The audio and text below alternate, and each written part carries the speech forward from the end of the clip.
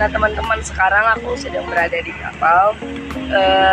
Kalian tahu nggak mengapa kapal ini dapat mengapung di atas danau yang luas ini?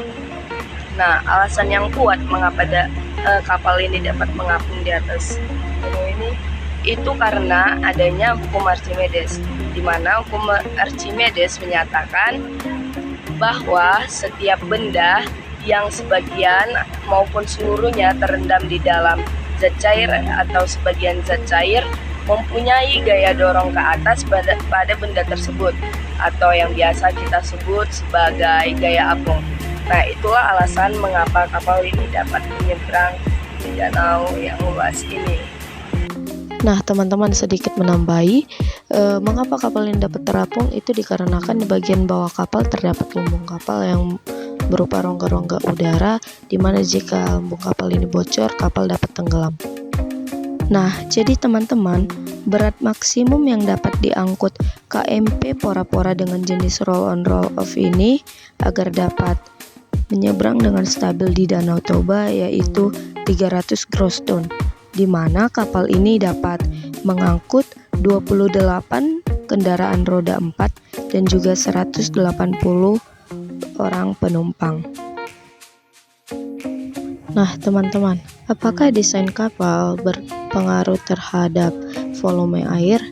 Jawabannya ya, desain kapal sangat berpengaruh terhadap volume air. Seperti jika semakin besar lambung kapal, maka semakin besar pula beban yang bisa diangkut kapal. Dan desain kapal terhadap volume air juga sangat mempengaruhi stabilitas kapal saat menyeberang di air.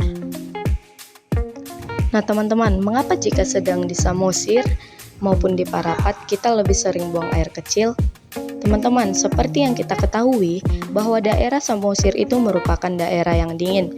Nah, saat cuaca relatif dingin, tubuh kita otomatis akan menjaga suhu inti tubuh agar tetap hangat. Caranya dengan menyempitkan pembuluh darah dan mengurangi aliran darah ke kulit. Proses ini dikenal dengan vasokonstriksi. Refleks menghangatkan tubuh ini muncul karena panas di kulit tubuh berkurang saat kedinginan. Nah, imbasnya penyempitan pembuluh darah tersebut dapat membuat tekanan darah sedikit meningkat karena jumlah darah yang mengalir sedikit berkurang. Untuk mengendalikan tekanan darah agar tidak melonjak tinggi, ginjal bakalan memproduksi urin dengan cara menyaring kelebihan cairan dari darah. Ketika kandung kemih sudah penuh dengan cairan hasil penyaringan ginjal, praktis kita jadi merasa ingin buang air kecil.